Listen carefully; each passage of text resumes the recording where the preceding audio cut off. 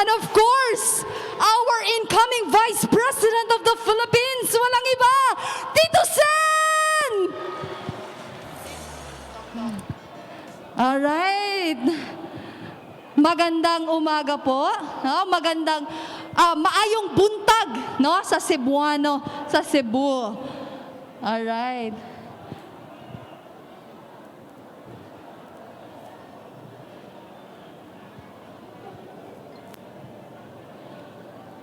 So unang-una sa lahat, nagpapasalamat po talaga kami sa inyong suporta. O nandito naman po ang iba nating miyembro para sa Senado. We have here Mingita Padilla, Senator Monsor del Rosario, Yahoo!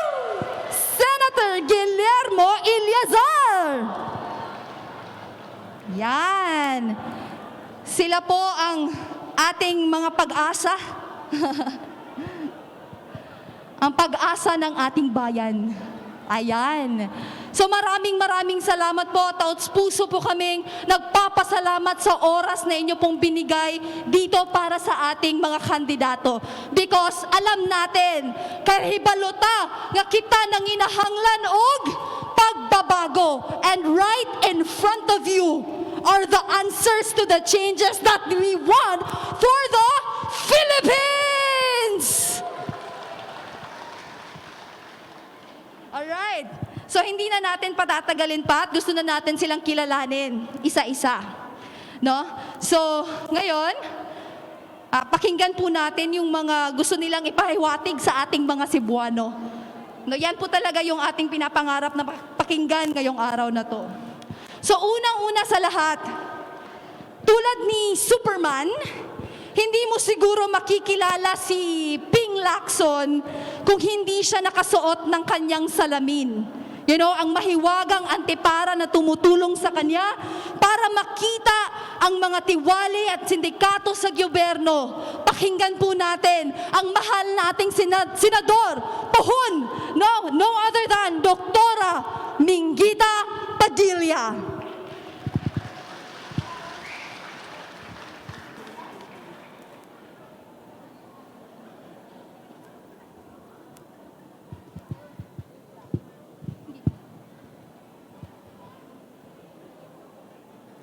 Mike, okay. So, maayong buntag sa inyong lahat. Ako po si Doktora Mingita Padilla. Ako po yung isang tatakbong senador sa ilalim ng Partido Reforma. Siguro marami sa inyo hindi pa ako kilala. Bagamat kilala ako bilang doktor sa larangan ng medisina, hindi ho ako naging artista, hindi ako naging politiko, pero nagsilbi ako sa bayan, 34 years bilang doktor, at partner si Lacson sa paglalaban sa katiwalian, sa korupsyon ho. No? Ako ho ay konti lang tungkol sa akin, ayoko masyadong magkwento tungkol sa akin. Pero ang ilan sa'yo nag-join na sa dance contest ko, alam ko sa Cebu. Di ba? Sa jingle. Di ba doon? Anyway, ako po ay nagtaguyod ng iBank ng Pilipinas. Ano itong iBank? Ito ang nagbibigay ng paningin sa mga taong bulag sa buong Pilipinas na nangangailangan ng transplant. Pero pugod ho doon, ako po ay kaagibat or katulong ng mga senador, mga congressman at DOH sa paggawa ng mga batas at polisiya. So bakit ako sumabak ngayon sa politika? Isa hong sagot siguro yung pandemya na andito pa rin sa atin. Sa mga kakulangan at sa mga talamak na garapalang pagpapayaman ng iba habang naghihirap tayong lahat. So ngayon, ako'y tumutulong dito sa team ni Lacson at ni Senator Tito Sotto. Kung tatanungin natin ang ating sarili, ano ang mga problema ng bayan? Di ba tayo parang nasa krisis tayo? Ang isa, korupsyon. Talamak na korupsyon, kawalan ng trabaho, walang peace and order, West Philippine Sea, etc., etc. Sino lang sa mga tumatakbo ang kaya na solusyonan itong mga problemang ito?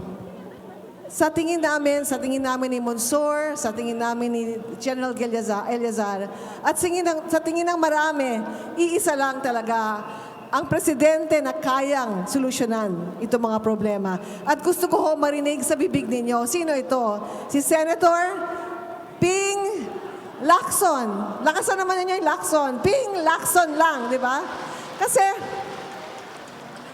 wala akong sinasabing masama sa ibang kandidato. Ang sinasabi ko lang, kailangan natin ng taong may kakayanan, karanasan, katatagan, katapangan, etc. So we need that person. At ang taong yon ay nandito. Pero hindi niya magagawa na mag-isa ang kanyang kailangan gawin. Kailangan niya mga katuwang, mga kaalyado. Kaya andito si Senator Tito Sotto. Palakpakan natin. At puro macho ho ito na sa harap ninyo. Puro macho. Puro mga lalaking matapang, etc. Diba? Anong ginagawa ng babae dito? Matapang din ho ang babae, di ba? Yes, matapang. Yung mga babae, palakpak na, mga babaeng matapang, okay? Pero ang babae, kailangan rin natin, kailangan ng babae para sa lambing at pagmamahal. So, aalagaan namin kayo. Aalagaan namin ang kalusugan nyo, ang mga kabataan nyo, ang lahat ng buhay ninyo. So, dito na lang ho ako. Ako po, si Doktora Minggita Padilla na nagsasabi, isang team lang ho ang kailangan, ang karapat-dapat natin. Ang team ni Senator Ping Lacson at Tito Sotto. Kasama na rin ho ni Senator Monsor del Rosario, Senator Gilor Eleazar at inyong lingkod po, Doktora Minggita Padilla. Maraming salamat po. Maraming salamat po, Doktora Padilla, sa inyo pong mensahe at paalala po para sa aming lahat. And paumanhin po, I take on the full responsibility. Kailangan po munang mag-welcome. Una po, ang punot dulo, bakit tayo nagkaroon ng pulong-pulong na ganito sa efforts ng ating mga local government unit dito sa Naga. At para po to officially welcome every one of us, let me call on yung pinakamasipag, pinakakarapat-dapat, ang ating Mayor, Christine Chong ng Naga.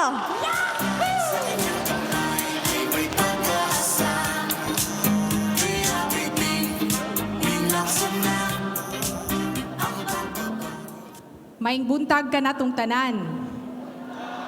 The good and the warm Cebuanos that we are, every time dunay mo bisita sa atuang dakbayan, open and welcome gyud kita.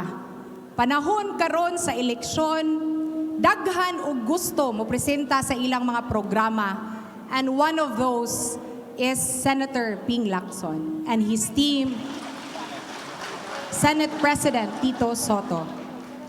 Maunang mapasalamaton kami ni Mayor Val, ang akong amahan, nga gusto sad magpapili pagka-mayor ug balik next elections, nga sa pag-imbitar namo sa among mga kauban ug amigo nga mga mayor sa 1st District, si Mayor Nisi sa Carcar, Mayor Alan sa Argao, Mayor Nenette sa San Fernando, Mayor Lionel sa Sibonga, mga konsihales pod ug labi na gyud ang atuang kongresista sa 1st District, Mayor Kong Samsam sa Talisay, malipakpakan ato palihog.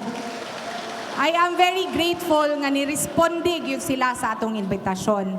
Let me also thank and recognize sa presence kaninyong tanan diri sa dakbayan. Matod pa ni Governor Gwen, dagitabnong nagahanon. Welcome sa dakbayan sa Naga. Ini ang akong i-welcome karong buntaga. He has lived by these words as his constant guide in his more than 40 years in the public service. Ingon siya, ang tama ipaglaban, ang mali labanan. What is right must be kept right, what is wrong must be set right. These are the words of Senator Ping Lacson.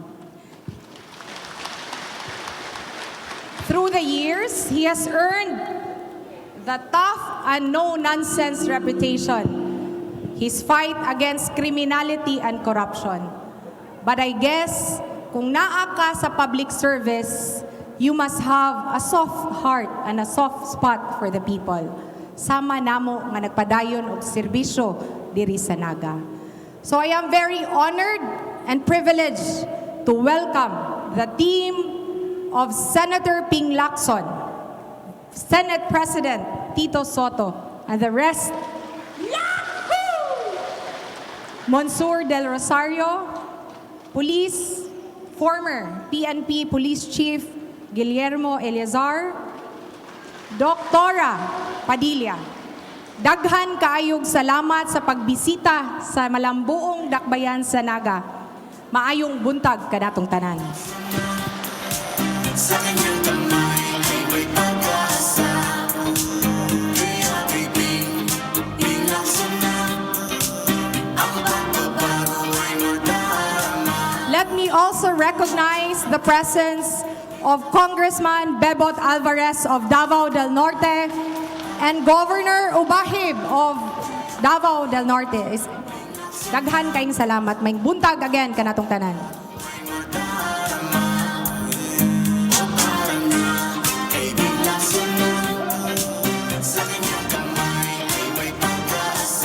Ayun, daghang salamat, Mayor. Kung wala ka, wala kami ditong lahat. Salamat po. maraming salamat sa lahat-lahat po.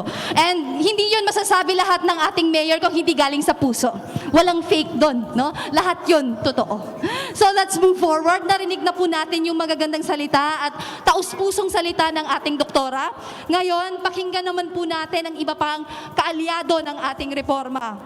Nagmula sa Philippine Military Academy, naging matapat na pulis at naging Chief PNP. Kung track record lang ang ating pagbabasihan, wasos, daog na nidaan, no?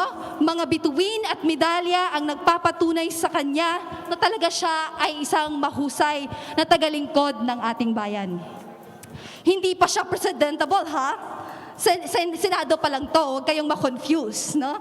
Sariwang-sariwa mula sa Philippine National Police, nakikipagbakbakan sa mga kriminal at dumisiplina sa mga pulis na tamad at eskalawang na, no? So hindi natin gusto yon. So katulad ng ating mahal na Presidente Ping, pinatino niya ang kapulisan, ang pinakamahirap na ahensyang pamumunuan, kasi nga maraming matatapang dyan. Kung may ihahalal tayo sa Senado, yung sariwa, no? Pero hindi baguhan. Walang bahid ng katiwalian, ang laban mo ay laban niya. Laban niya ay laban nating lahat. Ang susunod na senador ng Republika ng Pilipinas, please help me welcome General Guillermo Eleazar. Maayong buntag sa inyong tanan. Magandang tanghali po sa atin lahat. Ako po si General Guillermo Eleazar. Nandito po ngayon, nagretiro na Chief PNP. At ako po'y kasama ang Partido Reforma. Binabati ko po ang ating presidente, ang chairman ng ating pong Partido Reforma, Senator Ping Lacson. Palakpakan po natin. Andiyan din po ang ating Pangalawang Pangulo, Senate President Tito Sotto, at ang ating pong President ng Partido Reforma, Speaker Bebot Alvarez, at siyempre ang mga kasamahan ko po na tumatakbo sa Senado, Senator Monsur del Rosario at Senator Doktora Minggita Padilla. Maaring marami sa ating mga bayan, pati na rin po dito, na hindi na alam na ako po ay tatakbo sa Senado. Ako po ay nagretiro noong November 13 pagkatapos ng 38 years sa military and police service. At nag-avail ng substitution, ngayon nga, noong November 15, last day of substitution, through the Partido Reforma ay naandito ngayon at binibigay ang pagkakataon, humihingi ng inyong pagtitiwala kung inyong hahayaan na ako'y patuloy na manungkulan pagkatapos na mahabang taon sa kapulisan at ngayon naman ay dito sa Senado. Sa akin pong mahabang experience sa Philippine National Police, nakita natin ang iba't ibang problema ito pong related sa peace and order at sa social problems. Ang bottom line, ang kailangan po natin ay pagpapatakbo na maayos sa ating gobyerno. At yan po ang kailangan natin, ang tulong ng bawat isa upang ihalal ang mga taong opisyal ng ating gobyerno at nandiyan po ang ating Presidente at Vice President. Sa akin po, sa Philippine National Police, sinundan ko lang naman ang ating idolo na si Senator Ping Lacson na dati rin ay naging Chief PNP at talagang nag-ambag ng maayos na programa sa PNP na hanggang ngayon ay ginagawa pa rin namin. Subalit, dapat pang lalong palakasin. Kaya nga po kung inyong pagtitiwalaan ang atin pong ginawa sa PNP kung saan inalis, tinanggal ang mga abusadong pulis, pati na rin ang korupsyon ang atin pong isusulong. Wala po akong pwedeng ipagmalaki sa inyo kung hindi ang akin pong track record ng more than 30 years in the service. Pati na rin po ang klase ng pamumuno na gusto kong ialay sa inyo. Ang klase ng subok na pamumuno na nagbigay ng kredibilidad at dignidad sa Philippine National Police at ang klase ng pamumuno na hinihiling kong subukan niyo po para maging boses sa Senado. Isa lang ang aking panuntunan at tugmang-tugma sa sinasabi ng ating standard bearer. Ang tama ay tama at ang mali ay mali. Kaya dapat nating ipaglaban at panindigan ang tama. At ako'y naniniwala na nagkakaisa tayo sa damdamin na ang panuntunan na yan.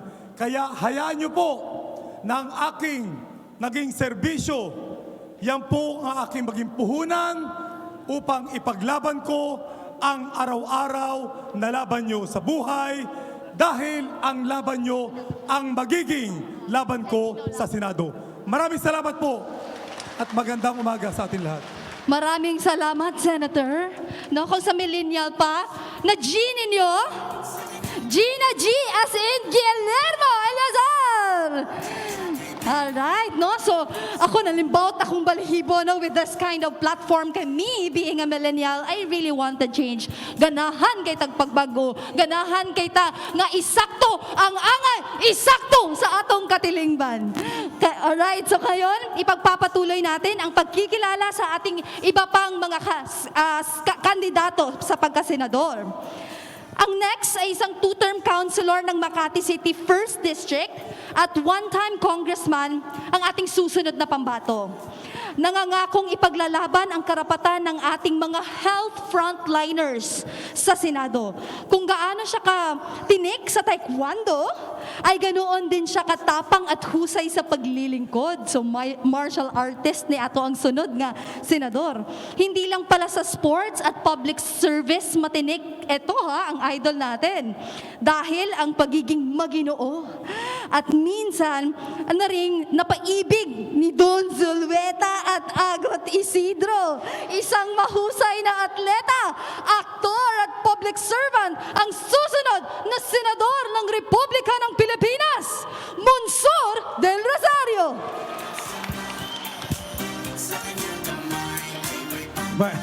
Mayong buntag.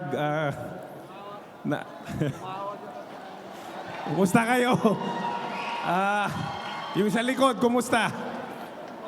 Mayor, good morning po. Sinama mo pa si Don Suluet at si Agot. Buti wala asawa ko rito. Anyway, unang-una, ang dami ninyo, natutuwa ako. Sino presidente natin? Ping! Ping! Vice President, Tito! Tito! Okay. Napakinggan niyo po yung mga kasama kong senador. Si Senadora Dr. Minggita Padilla, si General Eleazar. Siya po ay PMA Batch 87, hinirang class, adopted brother po ako nila sa kanilang batch sa PMA. At yung amin head sa reforma, si Speaker Pantaleon Alvarez nandito rin. Palakpakan din natin. Super hanep sa suporta sa amin. Anyway po, ako po si Monsur del Rosario, yung mga bata na hindi nakakilala sa akin. Magkikwento lang ako ng konti ng background ko sa sports.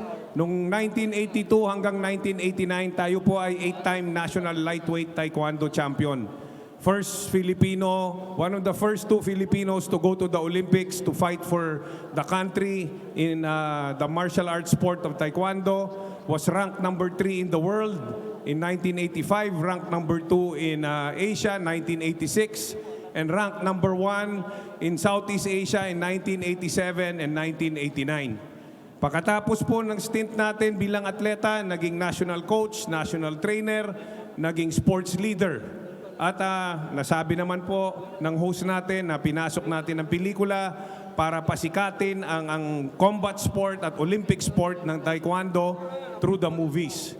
In 2017 po, tayo ay binigyan ng isang malaking distinction, karangalan ng Republika ng Korea as the first Filipino, first foreigner, and first non-Korean to be Man of the Year in World of Taekwondo. So malaking karangalan para sa ating bansa yan, naging Hall of Fame tayo. Pag pumunta kayo ng Korea, punta kayo ng museum ng Taekwondo Masters sa buong mundo, makikita nyo, the only Filipino na nakalagay doon, tayo po yun. Pagkatapos niyan, salamat. Napasok po natin public service, naging 2-term councilor, 6 years of city councilor of Makati City. And then napasok natin ang Congress, naging 3-year congressman tayo, 3 years, yes, 1 term, 2016 to 2019. At proud po tayo na magsabi sa inyo na nakagawa po tayo ng 292 bills in 3 years. Marami po tayong nagawang bills at mga batas, pero ang pinakamagandang batas at na pinaka-proudest ko yung work from home na batas na Telecommuting Act na nakakatulong sa taong bayan ng Pilipinas na pwede kayo magtrabaho at kumita ng pera kahit nasa bahay kayo. At nung itong nangyari, itong bill na to, nakatulong po to sa maraming Pilipino na sa panahon ng pandemya. Pagkatapos, eto na po tayo ngayon, isa sa kandidato ng aming grupo na tumatakbong senador. Pag tayo po ay nahalal, pasok sa Magic 12, marami po tayong plano. Pero magbigay lang ako ng mga konting plano ko na plataforma tungkol sa mga healthcare workers. Marami po tayong plano para sa kanila na pataasan ng sweldo nila at bigyan sila ng healthcare heroes card na kung saan sila makakuha ng same benefits ng Healthcare Heroes Card na makukuha ng senior citizen at PWD para po hindi na sila umalis ng bansa at dito na sila alagaan tayo kaysa mga foreigners. Meron din tayo pong programa sa agrikultura kasi hindi po alam ng marami, probinsyano po ako. Lumaki ako sa Negros Occidental. Ilonggo ko, balo ko Cebuano kamo, ambot ko may mga Ilonggo, di ka pamatay sa anyo sa akon subong, pero taga Negros Occidental kag Oriental ko, kag mga amigo ko ara sa umakag sa kalye pirme, so damo gid ko nga plano para sa mga farmers naton nga kadlaw kag daw. Kay hindi ka guro ay. Anyway, may plano rin po tayo sa mga special abled children and adults na magpatayo ng mga regional schools para sa kanila. Hindi po natin pwede ipasok ang regular kids sa mga special kids na may autism at ADHD. May plano po tayo dyan kasi kailangan matulungan natin yung mga batang ganyan na hindi masyadong marami noon pero ngayon sobrang dami. At syempre yung last, yung mga atleta. Hindi ko po pwedeng makalimutan yung mga yon. Marami po tayong plano para sa mga atleta, pero hindi ko na po habaan yung sasabihin ko dahil alam ko excited na kayo na marinig ang ating presidente magsalita at ang ating vice president magsalita at alam ko gusto niyo na magtanong sa kanila ng mga kailangan nyo dito sa Naga City. So sa inyong lahat, sana po pagdating ng tamang panahon, huwag niyo po kalimutan ang aming presidente si Lacson at ang aming vice president si Tito Sotto dahil po ito lang ang mensahe ko sa inyo. Marami pong problema ang Pilipinas ngayon. At para sa akin, ang mga kalutas na mga problema na to, walang iba kung hindi ang aming presidente, si Ping Lacson, at si Vice President Tito Sotto. Yung tandem nila, napakabigat. 20 years ang experience nila. Isama mo sa Senado, 40 years. Sa public service, 40 plus 40, 80 years. Pakinggan nyo sila mamaya, mabuti, kung ano ang mga solusyon sa mga problema ng bansa natin ngayon. Dahil pag nagpili tayo ng maling leader at mamuno sa ating bansa, patay tayo nito sa sunod na 6 years. Lunod na lunod ang Pilipinas. So sana mag-isip kayo, sabihin nyo sa mga kaibigan nyo, sa mga pamilya nyo, sa kakilala nyo, pakinggan nyo mabuti ang aming presidente, si Ping Lacson, at ang aming Vice President, si Tito Sotto. At huwag nyo sana po, salamat, kalimutan ang aming kasamang mga senador. Uulitin ko, si General Gilor Eliasar at si Doktora Minggita Padilla. Ako po si Monsur del Rosario. Babalik po kami rito sa tamang panahon sa opisyal na kampanya. Maraming salamat po, Naga City. Thank you. Maraming salamat, Senador! Alright. So alam kong super excited ang lahat para pakinggan ang pinaka-aabangan nating mensahe ng ating dalawang pinakamamahal na presidente at vice-presidente. Pero bago ang lahat, gusto po natin bigyan ng pagkakataon na magsalita din po ang utak, ang dahilan kung bakit nandito ang Partido Reforma. Ang presidente ng Partido Reforma, ating pong pakinggan, no other than Congressman and former Speaker Pantaleon Alvarez. Para na, kay Lacson na, sa kanyang kamay ay may pag-asa. Pwede magkuha lang kong tap-tap. Kanang mananghid lang ko ha. Pwede ko magbinisaya. Yes, pwede kayo. Okay, salamat. Maigsuon ko diri sa dakbayan sa Naga. Palihog, dawata ang akong kinasing-kasing nga pagtaho diha kaninyo.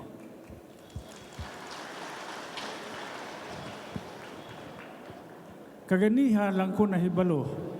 Nasayran nako nga si Senator Ping Lacson di ay adopted son sa Cebu.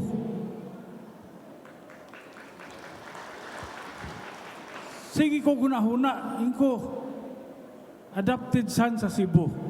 Kinsa kay nauna nila ni Kibuloy. Kay si Kibuloy, adopted son man pod. Pero kadto siya, adopted son of God daw. Si Senator Ping, adopted son sa Cebu.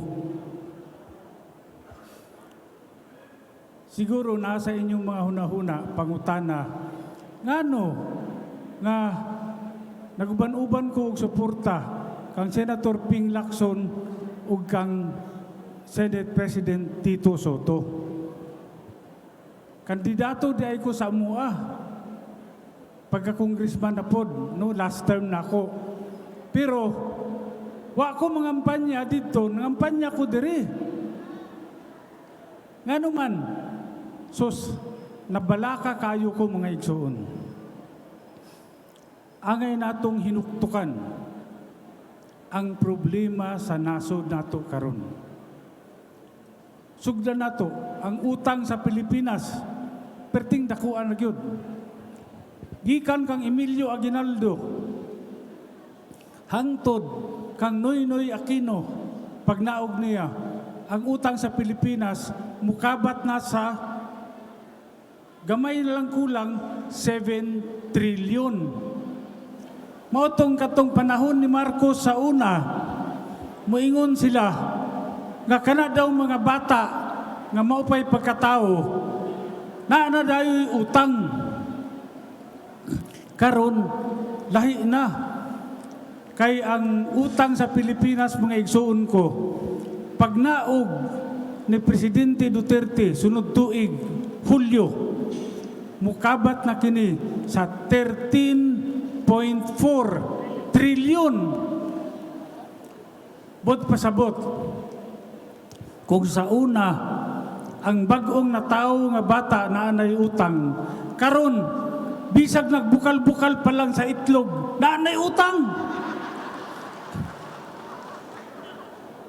Unya, muna kinahanglan, hinuktukan nato maayo, pamalandungan nato pag-ayo, kung kinsay atong suportahan o pilion nga sunod nga presidente sa Pilipinas. Sa kadako sa problema sa atong nasod mga igsuon ko, gawa sa utang, tungod sa pandemic, daghan ang negosyo nga nagsara. Daghan ang mga tao nawadan og trabaho. Unya, kini mga dagkong utang, nagtuo ba mo nga masulbad ni sa pagsuot-suot og sinina nga pink? Dili. Nagtuo ba mo nga kining mga dagkong problema masulbad kini sa pagsayaw-sayaw? Sayaw-sayaw. Kanang sinayawan sa kulboy ba panaana? Oh, dili. Unya, nagtuo mo kining mga dagkong problema sa Pilipinas. Masulbad ni sa pagsimot-simot o kanang droga, kining cocaine. Cocaine. Kung naay kwarta, kung mawad ang kwarta siya, dili ni masulbad mga igsuon ko. Masulbad lang ning atong kahimtang karon kung mopili ta og presidente nga naay insaktong kaadman ug insaktong kasinatian. Ug ako hugot ang akong pagtuo nga kining duha, Senator Ping Lacson, Senate President Tito Sotto, kini silang duha mga igsuon ko. Kung kaadman lang atong hisgutan, perte. Kasinatian, dugay nagserbisyo sa gobyerno. Lapad ug dako kaayo ang ilang kasinatian. Busa ako naningkamot yug ko nga muuban sa ilaha tabang og pasabot sa katawhan.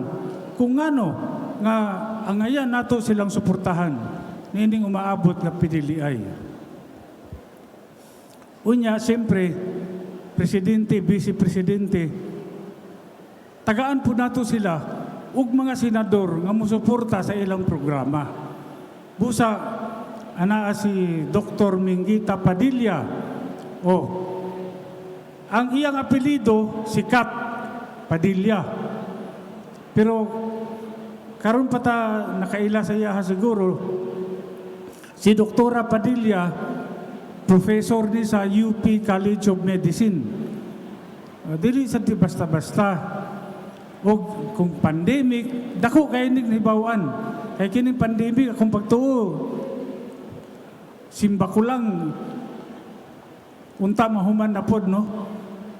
Kung dili mahuman, ana si Doktora Padilla makatabang sa jatua. Unya, para sa kining pagduma po o pagdisiplina sa atong mga alagad sa balaod, no? Aniya si General Guillermo Eliasar. Unya, kining tawhana na sinati ko kayo sa iyang kinaiya. Kugihan sa dihang siya ang congressman. Ako ang speaker ato, congressman siya. Atong tungura. Kugihan kay ni, dili mo absent. Sige attend og mga committee hearings, no? O present permi sa sesyon. Munsur del Rosario.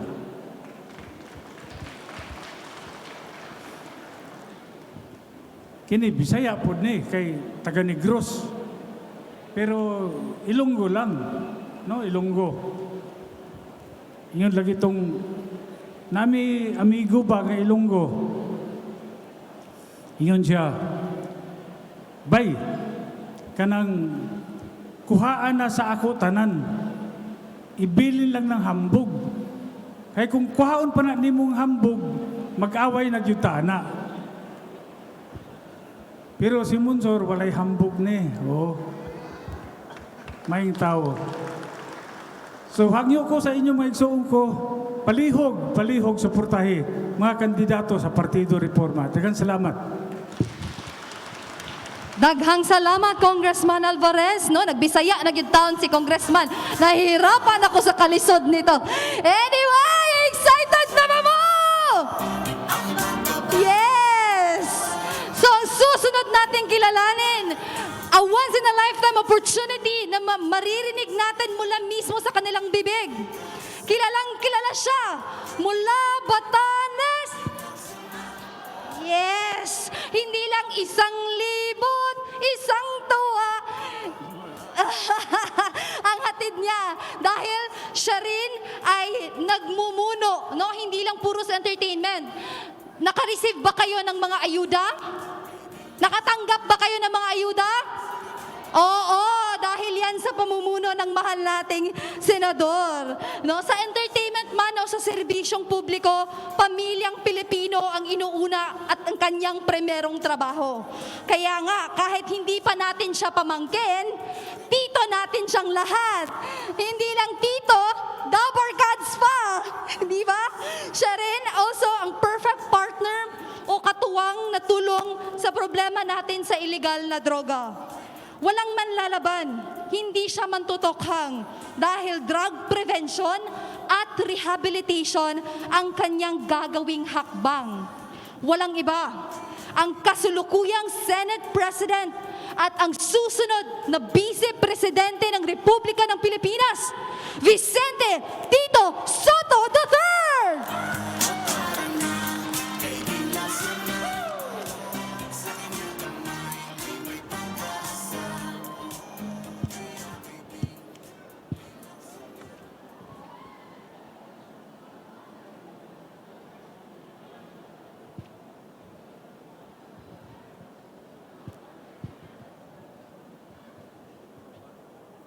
Okay.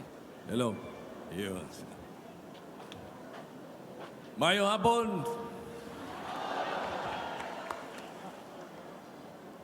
Sa pinakagwapa o pinakaanyag na mayor sa Tibuok, probinsya sa Cebu, Mayor Christine Chong.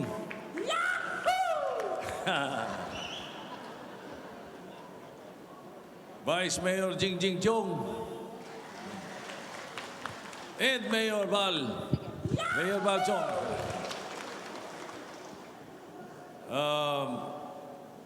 Partner, babatiin ko na yung mga mayor.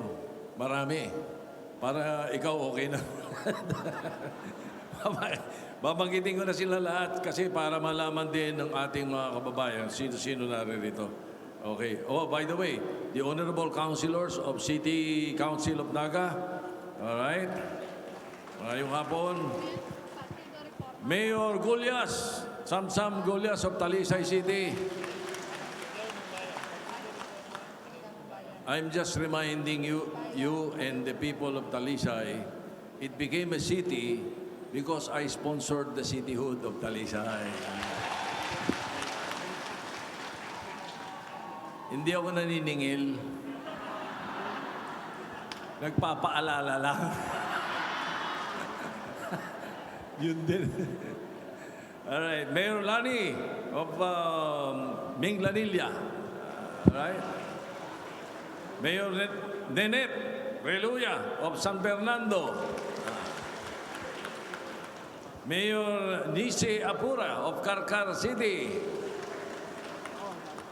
Mayor Leonel Basaltos of Simunga. Ayun. Mayor Titing Cabaron of Buay-Buay. Mayor Terence Blanco of Rondo. Mayor Alan Cesaldo of Argao. You remember the rehabilitation center in Argao? Ako nagpagawa noon. Nagpapaalala lang ako. Mayor Raj D. of Santander. Mayor Eugene Singson of Alcoy. Mayor Rani Cesante of Dalaget. Ayan, Mayor.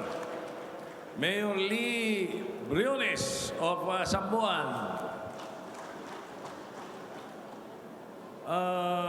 We also have the board members of the 2nd District, Edsel Galeos and Jose Marie Salvador.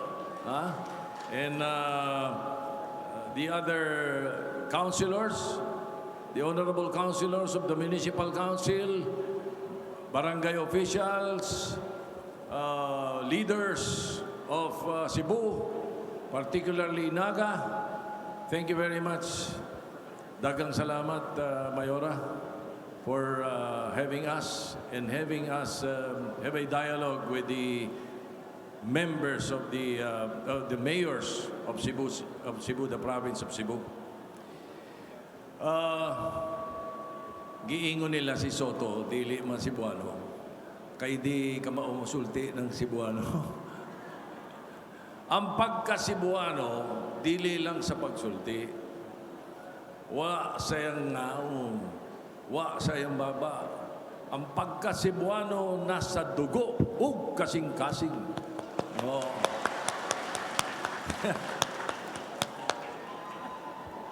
There is press freedom in the country because of Vicente Sotto from Cebu. My grandfather. The 1935 Constitution, one of the great 7 wise men, is also from Cebu, Philemon Sotto, my grand-uncle.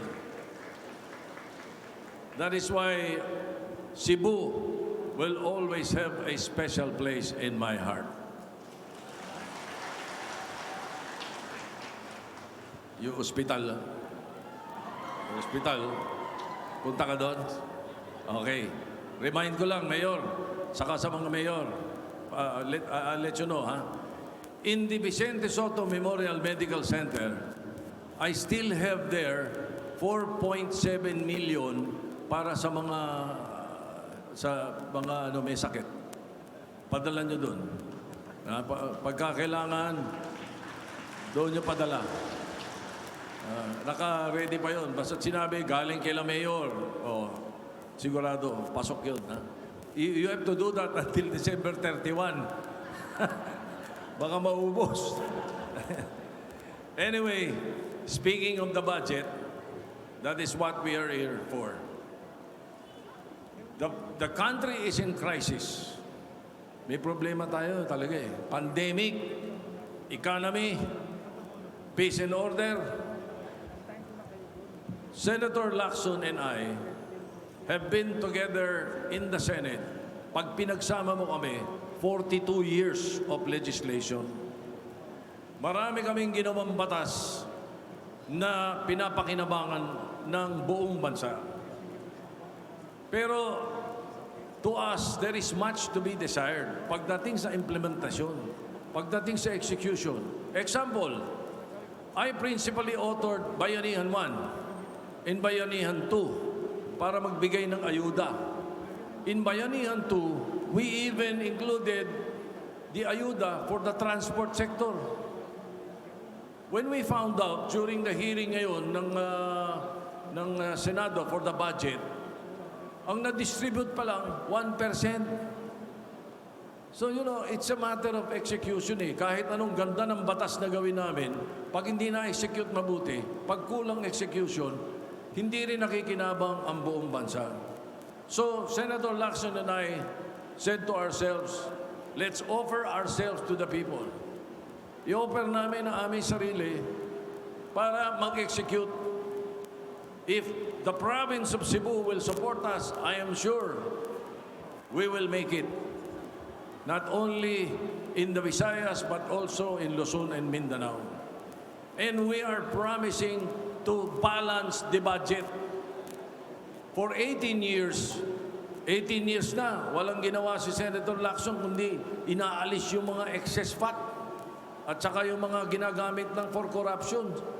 Pero may mga nakakalusot pa rin eh. Because we are not the one executing the laws. So, we will balance the budget. There will be budget reforms and there will be reforms in the country, particularly in the issue of corruption. Ngayon, tuloy mo.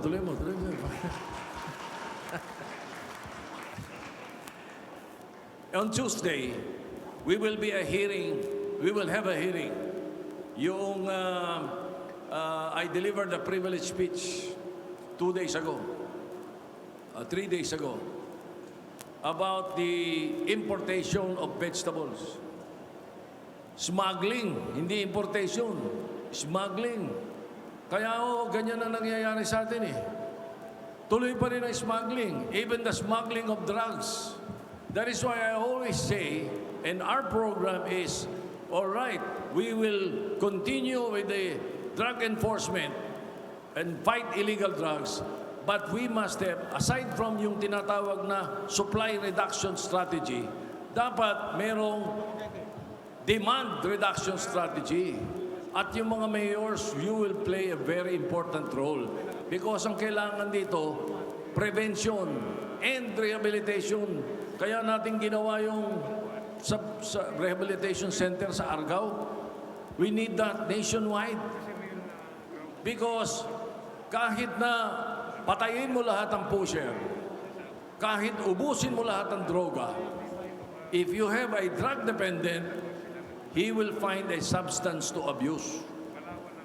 Hahanap yan. Merong cough syrup, merong contact cement, merong Novain. That's why we have to prevent them. A drug abuse resistance education program.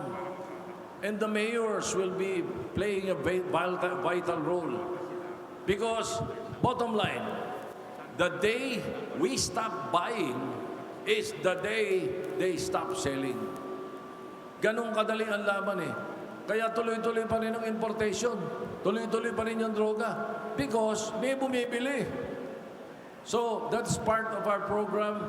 That's part of the removal of corruption in government by Senator Lacson and myself. Kaya po, we thank you very much for this opportunity. We hope, sana po, we had more time para ma-explica pa lahat kabuuan ng aming mga programa. Because that's where we stand on. We stand on a very important and very elaborate proposal of how to run the government in 2022. Nakahanda po kami.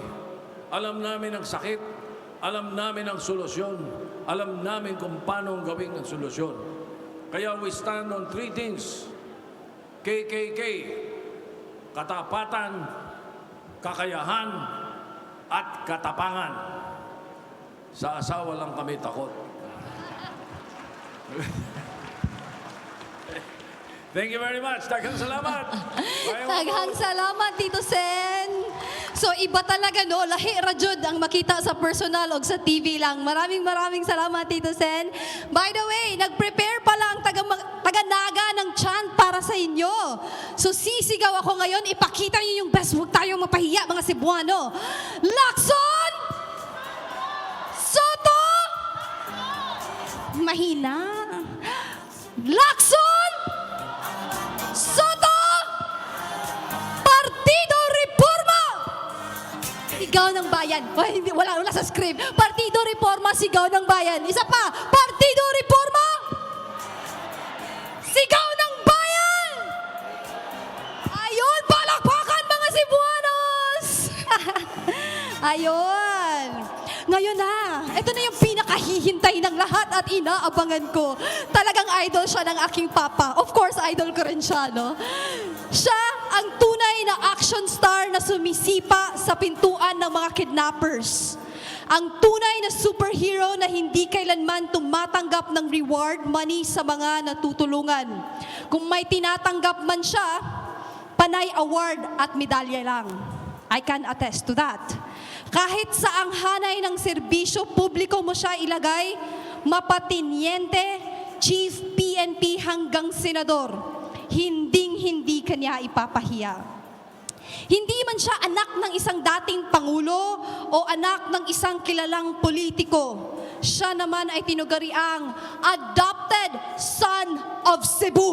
Kaya naman, ang puso na iwan sa Cebu, Sugbuanon. Dahil kahit dito sa Cebu, nakikilala ang kanyang husay. Noong siya ay maging commander ng Cebu Metro Descom mula 1989 to 1992, parang hindi pa ako pinanganak nun, binuwag niya ang sindikato ng mga kidnappers, carnappers, at bank robbers.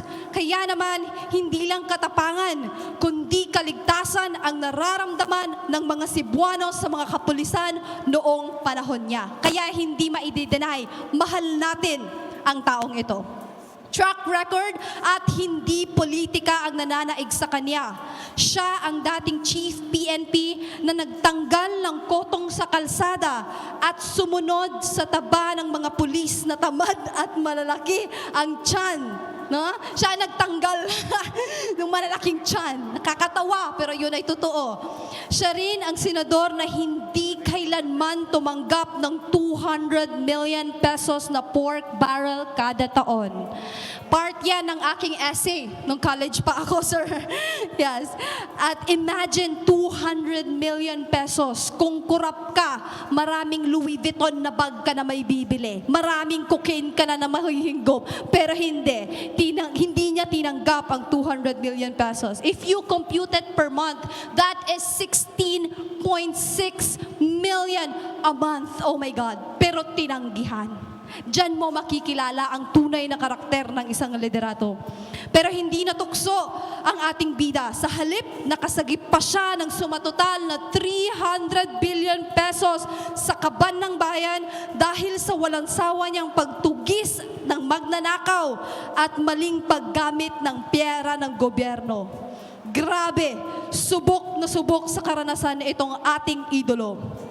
Kung nasa emergency room lang ako, simba ko, no? Kung papipiliin ako ng doktor na kung saan may chance pa kung gagaling, simba ko, no, makancer ko at papipiliin ako ng doktor kung saan mas malaki yung chance kong mabuhay, wala akong ibang pipiliin. Of course, doon sa taong alam ko na secure ang future ko. Alam ko na secure ang future ng anak ko at ng apo ko. Kaya ipinakikilala ko sa inyo ang susunod na presidente ng Republika ng Pilipinas. Walang iba, wala nailain pa. Senator Panfilo Ping Lacson!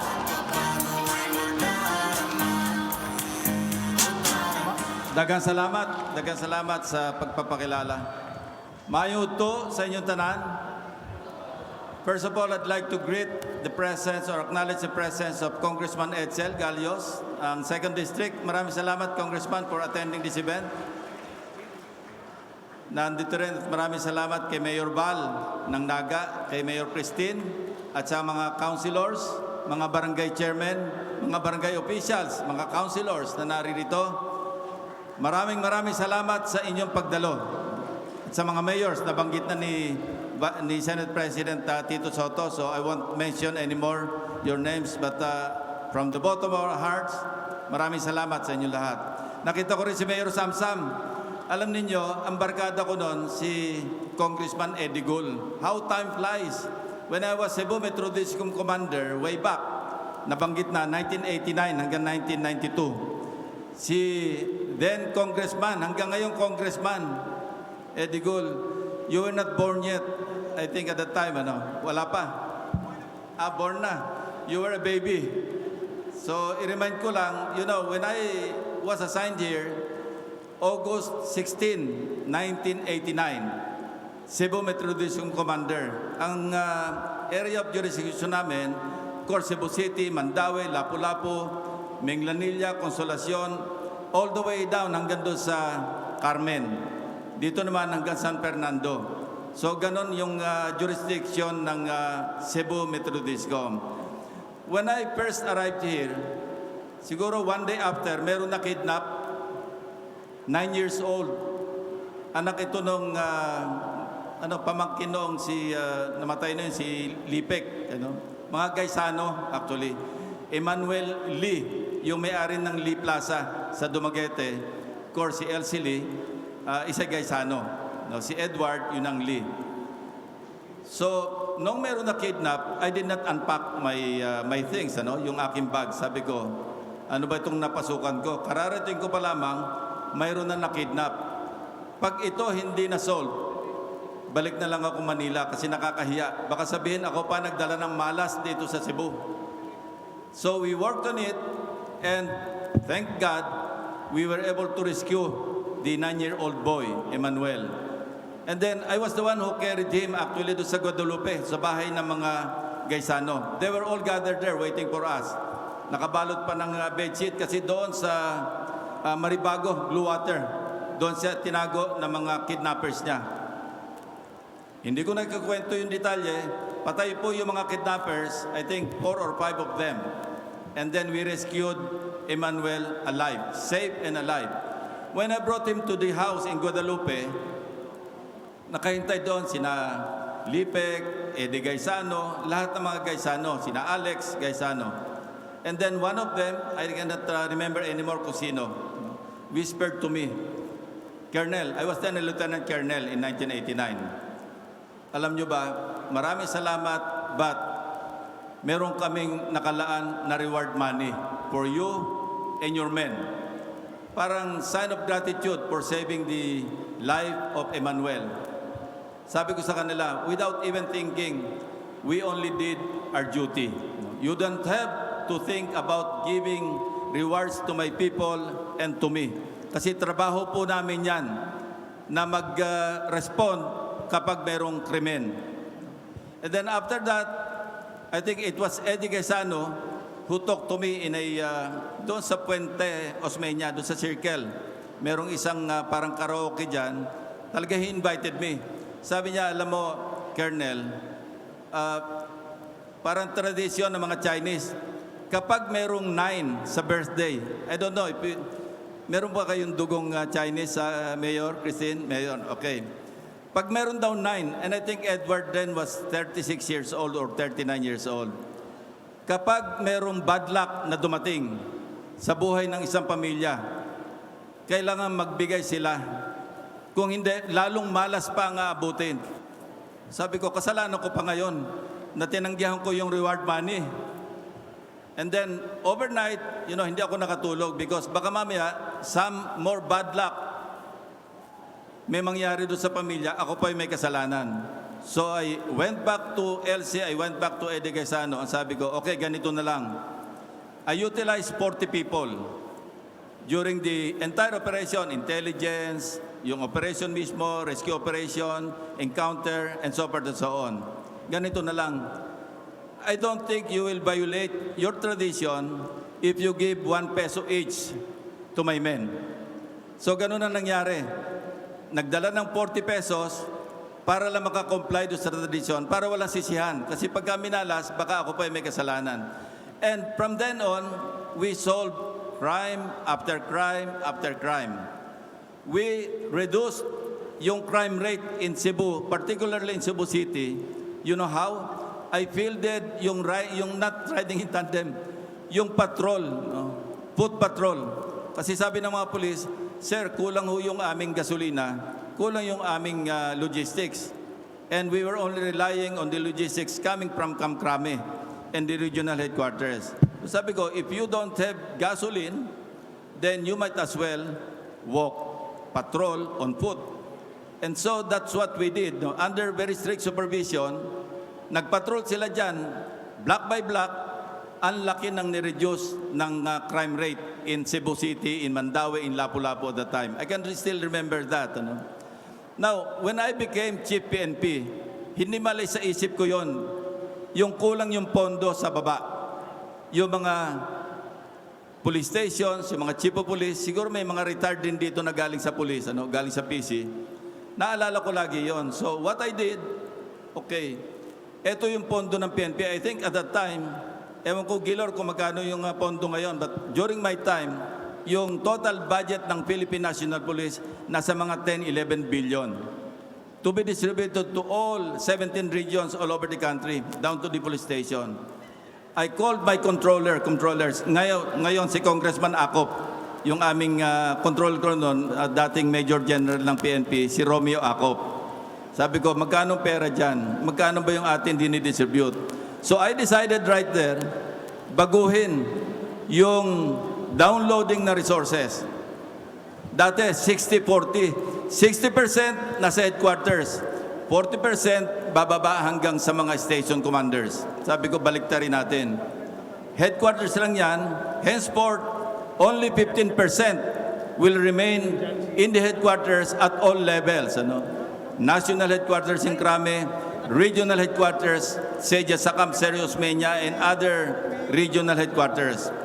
15% lang din doon sa provincial headquarters, provincial command. Yung 85% bababa sa frontline units. So they can perform at hindi sila manghihingi every time na merong magko-complain. Ano? And I think some of you have experienced this. Nagkaroon kayo ng problema na hold up, na snatch, pupunta kayo sa presinto, sasabihin ng pulis, wala ho kaming panggasolina. Wala ho kaming pambirienda. Kung hindi patutulungan ng city government o municipal government, kawawa yung pulis. Having that in mind, nagginawa kong 15-85. 85% dapat nasa frontline, sila yung pambala sa kanyon. At yung headquarters, mostly paperwork, pencil pushing job. Now, when I became senator, every year for 18 years, almost 18 years now, mahilig ako mag-scrutinize ng national budget. And then I found out, ang laki ng hindi nagagamit. And I think si Congressman na Edsel, alam to, si Congressman Bebot, alam to. No?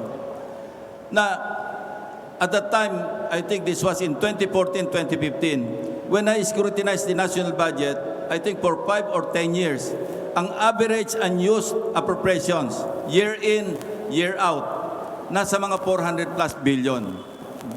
At that time, you know, during the first budget year of President Arroyo, that was 2001. Kasi noon ako tumakbo, first time, yung first term ko as a senator, May of 2001, July actually.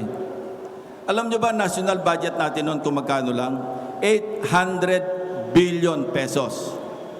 Over time, over the years, lumaki na lumaki. Ang national budget natin for next year, yung pinasa natin sa Congress, 5.024 trillion, hindi na billion, trillion pesos. For this year, it's 4.5 trillion pesos. Now, we ask ourselves, over the time or over the years, from 800 billion in 2001, 2020, or 2021, nasa 4.5 trillion, nasaan na? Nakita ba natin, okay, maraming improvement, may build, merong mga nadagdag na mga kalsada, nagkaroon ng livelihood yung ating mga kababayan. Pero if you will account for the incremental increase of the national budget, parang hindi commensurate doon sa nakikita natin. Say for example, in Metro Manila or in Southern Metro Manila and Northern Luzon, meron nga tayong mga NLEX, SLEX, mga expressway. But private sector, nagbabayad tayo ng toll gate, nagbabayad tayo ng toll fee because hindi naman government ang nagpagawa. So, saan po napunta yung mga budget? So, it came to my mind, it just occurred to me, parang kulang yung suporta sa mga local government units. So, we came up with the idea as early as 2015, 2016, BRAVE. I think, or we thought, that would be the solution. What is BRAVE? Budget Reform Advocacy for Village Empowerment. Yun ang acronym. Bakit natin tinawag na Village Empowerment? Yung village represents the national or the local government units. No? Dapat, kung hindi rin lang natin ginagamit yung 400 billion yearly, hindi rin lang nagagamit because of poor planning. Bakit poor planning? And the barangay officials present here can relate to this. Because you're not being consulted. Pag pinrepare ng national government yung tinatawag na NEP o yung National Expenditure Program, wala mang lang consultation sa mga local development councils. Doon na lang ginagawa. I'll relate to you one anecdote. Ito, real life. When I went to Siargao, doon sa Surigao, kasi tourism area yun eh. So I was narrating to them the same thing, yung tungkol sa national budget, yung hindi nagagamit, tapos hindi nakakarating sa dapat puntahan. One mayor in one municipality approached me. Sabi niya sa akin, Senator, tama ho yung inyong sinasabi na walang consultation. Hindi nila alam. They don't know kung ano yung needs namin dito. They don't know kung ano yung priorities namin dito. For 2 terms, kasi 3rd term na niya yun. For 2 terms, he was following up yung pondo for the concreting of a road. Kasi tourism area, siyempre kailangan natin infrastructure. And then one morning, on his 3rd term, may dumating contractor. May kasamang DPWH. So he was so excited, hindi na siya halos nag-ayos, naligo, pumunta siya. Just to thank, sabi niya, maraming salamat. Kasi at least, or at last, yung pinapalo up ko, andito na. Only to be told na hindi concreting ang gagawin. Alam niyo bang gagawin ng contractor? Widening. Sabi niya, widening. Wala pa yung konkretong kalsada, ba't mag-widen? Anong iwa-widen ninyo?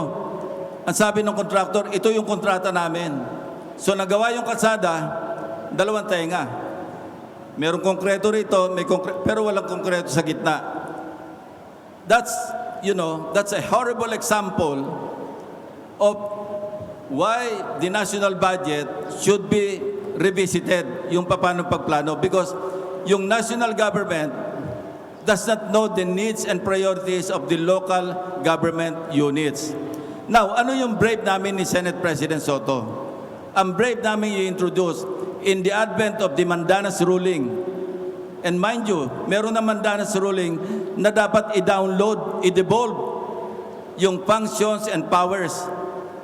Kasama ito sa EO. I think EO 138 or 38 na inilabas ni Pangulong Duterte. Nung in-examine namin yung budget sa 2022, yes, meron na ka-mention na devolution. Pero yung pondo nandun pa rin sa national agencies. This is what we are trying to correct and we will correct.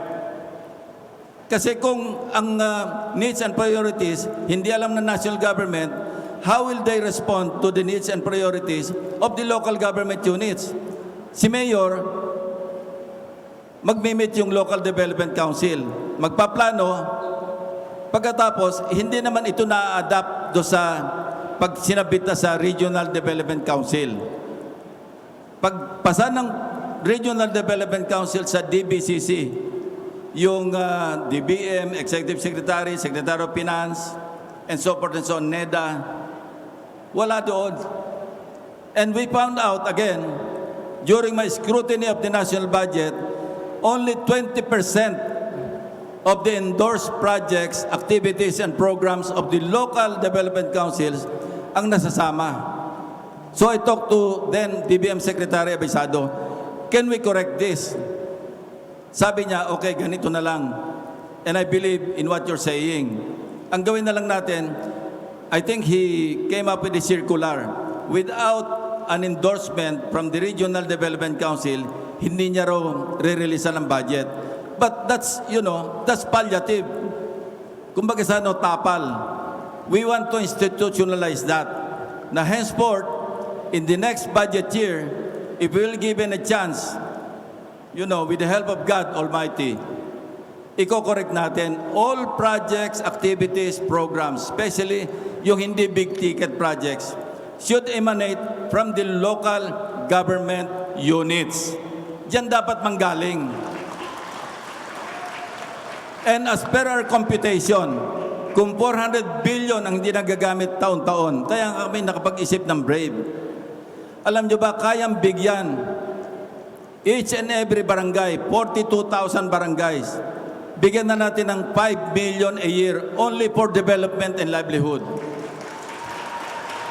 All municipalities, kayang bigyan ng 100 million pesos per year for development and livelihood. All provinces, all 82 of them, pwedeng bigyan ng up to 1 billion pesos a year. Now, you can just imagine, in one province, sabihin ng governor, okay, we'll meet all the mayors, we'll meet all the barangay chairmen. Meron akong 1 billion. Ano yung wala tayo sa probinsya? Not Cebu, because this is a progressive province. Ano? Ang revenue nyo rito, yung local income ninyo, plus yung IRA, malaki. I think this is the highest. Parang nasa 23 billion na kayo, di ba? Yung the whole province. Now, imagine if a governor of a remote province, sabihin niya sa mga mayors, say 20 mayors, and say 100 barangays, sabihin niya, I have 1 billion. Ano bang wala rito? Electricity. Unahin natin project for this year or for next year. Electrify natin lahat ng barangays. I will shell out 300 million from my 1 billion.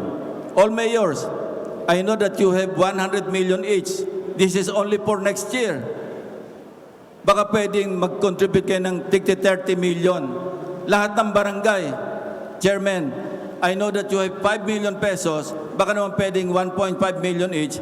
Mag-contribute. Let's pool our resources. Unahin natin project for next year, electrification. Hindi ba maganda? The planning will emanate from the local government units because you know the needs and priorities of your localities. Alam ba ng national government yon? Hindi. Alam nyo, nangyayari tuloy, every budget season, yung pre-pandemic, yung aming hallway sa Senate, puno ng mga mayors, puno ng mga barangay chairmen, puno ng governors, ang hawak folders. Tapos para nagmamakaawa, nagkumakatok sa mga pintuan ng mga senators. Sir, baka naman pwedeng maisama ito kasi hindi na isama sa national budget. Kailangan namin ito. Yan ang nangyayari. Alam nyo na-develop, ang tawag namin ni Senate President doon, culture of mendicancy. Nagpapalimos. Pudpud yung sapatos, kababalik ng Manila. Minsan, naka 2 terms, naka 3 terms, walang dumarating na pondo, walang dumarating na project. That is what we want to correct. Kaya, because we have the budget. We have the money. Kaya nga lumaki yung utang natin because we need to finance the livelihood and the infrastructure projects. Ang problema, there's no consultation. Yung sa aming programa, hindi lang consultation. Even the implementation should be given to the local government units. How? Ano lang yung capacity building lang ang kailangan dyan. Yung national government can come up with yung tinatawag na capacity building, provide technical assistance. You know, when I was appointed yung presidential assistant for the rehabilitation ng Yolanda, merong technical assistance provided by the USAID, United States, $10 million. Hindi po kasyon, technical assistance. And one of the legacy projects na naiwanan namin doon, sabi ko kay, she's Filipina, si Gloria Steele. Siya yung mission director ng USAID sa Pilipinas. Sabi ko, there are 171 cities and municipalities. Doon ang tawag namin, Yolanda Corridor. Yung tinamaan. Kasama ang Cebu doon because you were also hit. Baka pwedeng scholar natin, padala natin sa Development Academy of the Philippines as scholars. Sabi niya, how much is the tuition fee for every scholar? So we coordinated with the DAP, 150,000 pesos per scholar. So we sent them there. Alam nyo, gumraduate 162 community planners. Ito yung mga planning officers ng mga municipalities. We can replicate that all over the country. Doon sa mga municipalities na walang capacity, walang capability to prepare a local development plan. Sa Cebu, walang problema because this is a progressive, prosperous province, walang problema masyado. Pero how about the municipalities na malayo, na hindi naaabot masyado ng mga biyaya? So that is our main platform. Revisit, palitan natin yung budget process. No? And it's in the local government code. Mind you, di ba sabi ng local government code, dapat yung local government units, because sila yung nakakaalam ko nung kailangan, sila dapat na nagsasabit ng local development plans through their local development councils. Ito yung dapat i-carry sa ng national government sa national budget. Now, ang bonus ang bonus na benefit, di ba, we will be decongesting the highly urbanized cities because jobs will be available in those remote areas. Kasi pag available, kasi may infrastructure, may livelihood, at available yung jobs, may trabaho, sasabihin sa mga kamag-anak ng mga constituents ninyo, umuwi kayo rito, wag na kayo dyan sa Metro Manila. Nang mamalimos kayo dyan, umuwi kayo kasi mayroon dito hanap buhay. Yun po ang aming programa, main na program. Now, on the aspect of accountability, may kasama po ito. We will capacitate, we will fund, we will provide the resources, but there's an accompanying accountability on the part of the local government officials. This is very important. Otherwise, we'll be throwing away. No, walang magbabago. Alam nyo, wag magagalit sina Congressman Edsel, sina Congressman Alvarez. May role din naman ng mga district representatives because you yourselves are members of the local development council, di ba? Kung meron kayong mga pet projects within your district, all you have to do is to attend the local development council, pagpaplano ng local development plan, and invoke. You can debate with them, okay, ito yung kailangan sa district, unahin natin to. So kakalat yung resources, kakalat yung development, and then we will be a great nation again. Yan po yung aming plataforma na inahin sa inyo. And I hope our local government officials will help us pursue itong aming advocacy.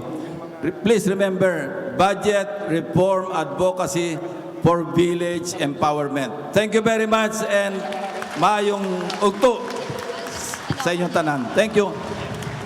Maraming salamat po. Talagang namarog akong balahibo, no? Goosebumps sa tanang plataforma. That was very clear. That was something ato jong mapahimuslan isip Cebu. Daghang salamat, Senator Ping Lacson. Ayan. So instruction lang, guys, as is lang ta, di lang sa tamong barog, no? Kay daghan kay tag mga pictorial, no? So atong photographers will be roaming around for our pictorials. Kaya it's only once in a lifetime na may mga bibisita sa atin na chance na makapag-change sa ating kabuhayan. Alright, so again, maraming salamat Naga City, maraming salamat Cebuanon at maraming salamat sa ating Presidente, Vice Presidente at mga senatorial candidates. Wag na wag po natin silang kalimutan ngayong eleksyon 2022.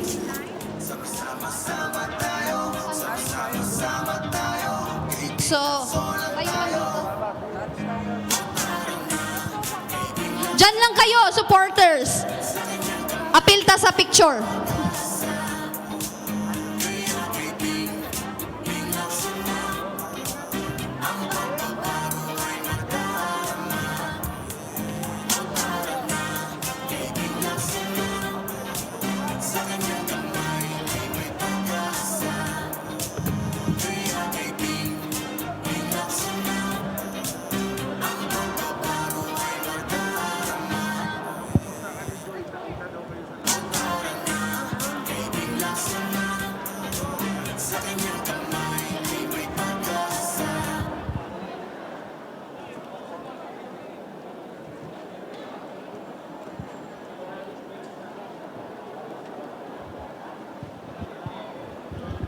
Okay, sa atong mga supporters, diri lang taha. Kay kita ang sunod. Picturan.